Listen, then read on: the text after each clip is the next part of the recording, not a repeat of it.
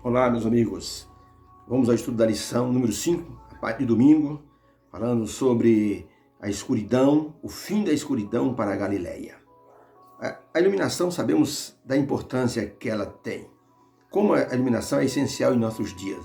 Quando nós chegamos em casa à noite, ou às vezes à tarde, a maioria das pessoas, a primeira coisa que fazem é acender as luzes.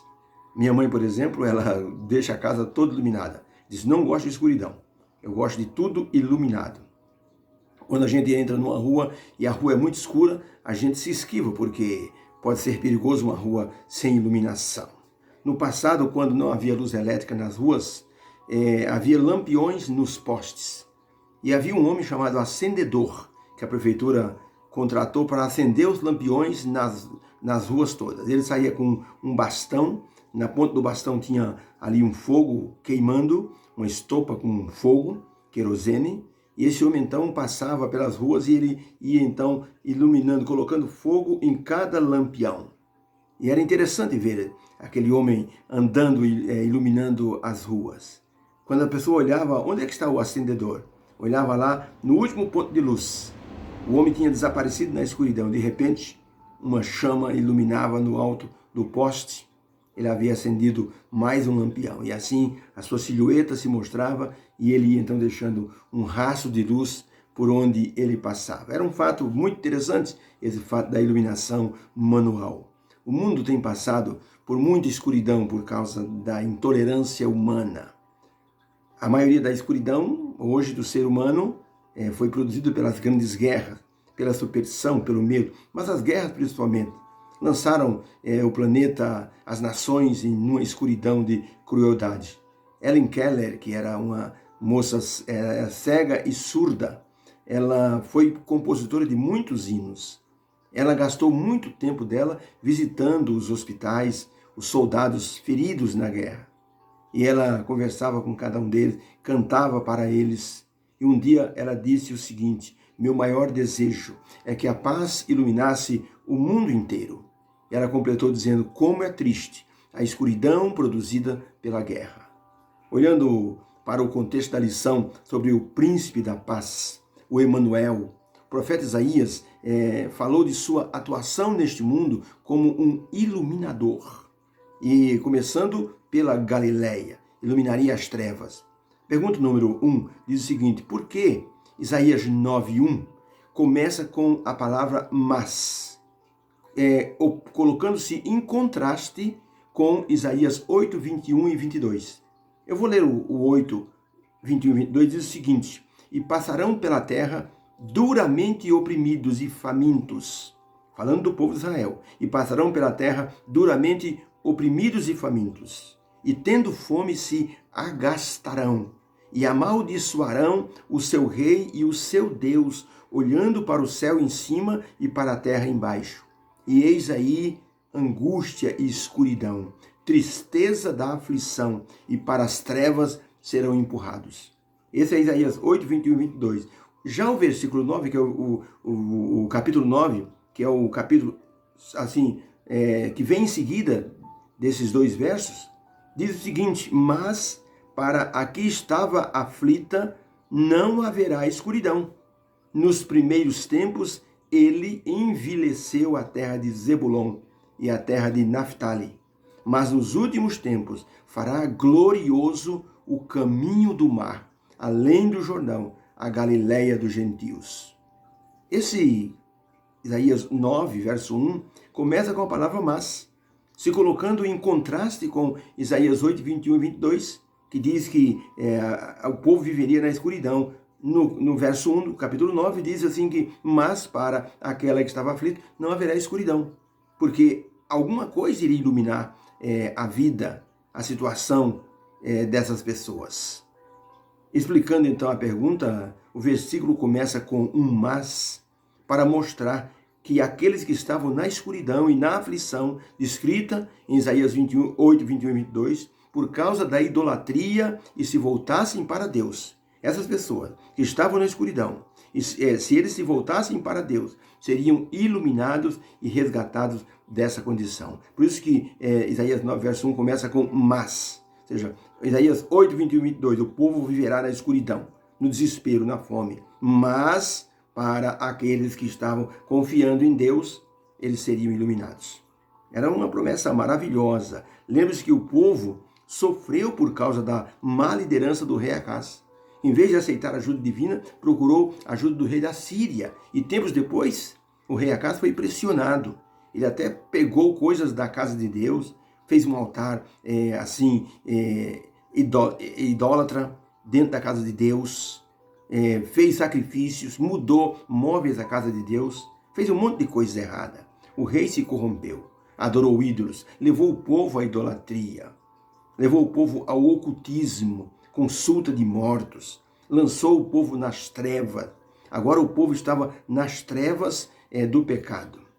Agora Deus estava fazendo uma promessa de libertação através do Emanuel. E dizendo que aquele que se voltasse para o Emanuel seria iluminado com a luz divina. É logicamente que Isaías estava mostrando que o Emanuel seria a grande saída, que Deus seria a grande saída para o povo naquela época. Ao mesmo tempo, Isaías projetou para um tempo futuro a presença de Jesus na Galileia, como sendo o grande iluminador, porque o povo também, no tempo de Jesus, estava vivendo em trevas, estava sendo dominado pelo exército romano, estava numa situação decadente. Pergunta número 2. Como Deus escreveu o menino Emanuel, símbolo da libertação? Isaías 9, 6 e 7 diz assim: porque o menino nos nasceu, um filho se nos deu, e o governo estará sobre os seus ombros, e o seu nome será maravilhoso, conselheiro, Deus forte, Pai eterno, príncipe da paz. Do aumento do seu governo e da paz não haverá fim sobre o trono de Davi e no seu reino, para o estabelecer e fortificar em retidão e em justiça para sempre. Então a presença do Emanuel seria uma presença que duraria para sempre. Então, como Deus escreveu o menino Emanuel? A resposta é: o menino Emanuel foi descrito como alguém com a responsabilidade de governar com justiça. Alguém maravilhoso, conselheiro, Deus forte, Pai eterno e príncipe da paz. Algumas pessoas pensaram na época que seria Ezequias, o filho do rei Acaz, esse Emanuel. Mas ele não tinha esses atributos que foi descrito. Uma pessoa com esses atributos só poderia vir de Deus. E sua perfeição atingiria a todos que pudessem ver a sua luz. Sua descrição se aplica totalmente a Jesus. E crescia Jesus em sabedoria, estatura e graça diante de Deus e dos homens. Foi um crescimento exponencial. Então, somente Jesus estaria, assim, compondo os atributos descritos pelo profeta Isaías. A pergunta número 3. Como essa profecia chegou a ser cumprida? Quando e de que forma? Isaías 9, verso 1 e 2. Mas para aquela que estava aflita não haverá escuridão. O povo que andava em trevas viu uma grande luz, e sobre os que habitavam na terra em profunda escuridão resplandeceu a luz. Glória a Deus por isso. Mateus 4, verso 12 a 23 diz assim: ora, ouvindo Jesus que João fora entregue, fora preso, retirou-se para a Galileia, e deixando Nazaré, foi habitar em Cafarnaum, cidade marítima, nos confins de Zebulon e Naftali, para que se cumprisse o que fora dito pelo profeta Isaías: a terra de Zabulon e a terra de Naftali, o caminho do mar, além do Jordão, a Galiléia dos gentios. O povo que estava sentado em trevas viu uma grande luz. Sim, aos que estavam sentados na região da sombra da morte, a estes a luz raiou. Desde então começou Jesus a pregar e a dizer: arrependei-vos, porque é chegado o reino do céu. E percorria Jesus toda a Galileia, ensinando nas sinagogas, pregando o evangelho do reino e curando todas as doenças e enfermidades entre o povo. Que maravilha o início do ministério de Jesus, cumprindo a profecia de Isaías. Luz para a Galileia. Essa profecia se cumpriu no início do ministério de Jesus, quando ele foi para a Galileia e Cafarnaum e começou a chamar os seus discípulos e iniciou ali seu ministério pregando e curando as pessoas.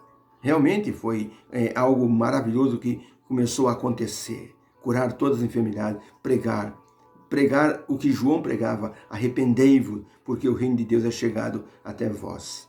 A palavra de Deus mostra como a inspiração utiliza eventos que se relacionam um com o outro para mostrar a direção divina em todas as coisas. Aqueles que Deus estava mostrando para o rei Acás, naquele momento, a libertação. Deus também estava mostrando que lá no futuro, no nascimento de Jesus Cristo, o Emanuel, o mundo seria iluminado.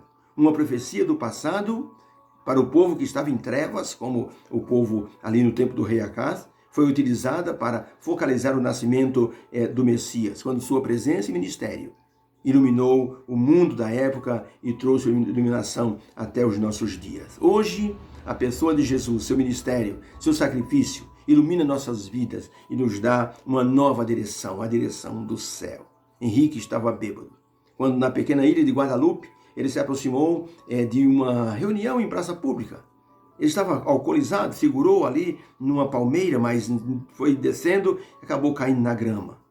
Deitado como estava, babando muito, ele ouviu o pregador.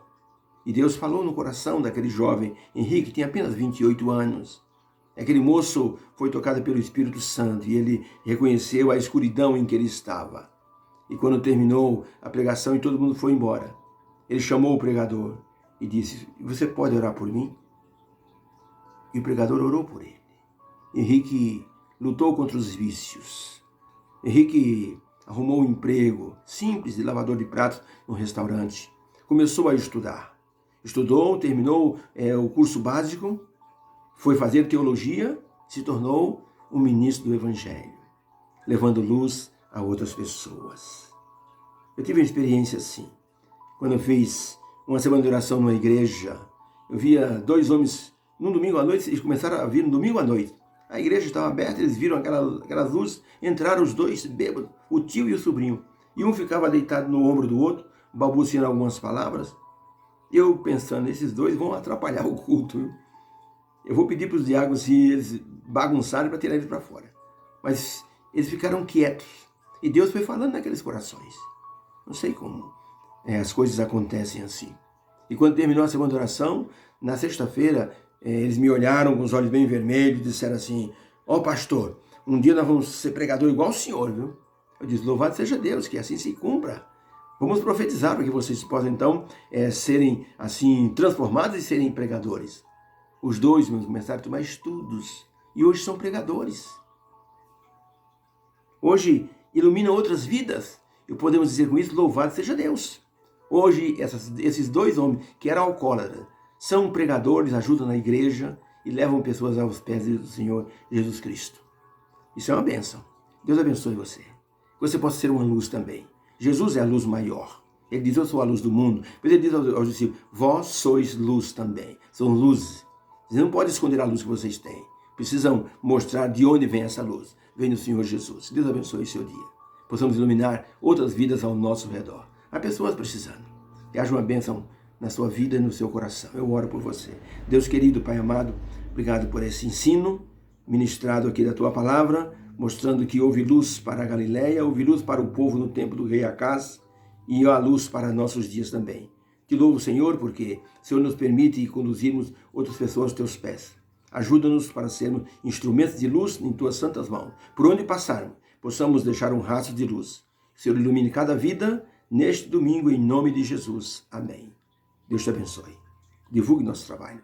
Entre lá no YouTube, põe o seu like, se inscreva, põe o seu comentário. Deus abençoe você. Amém.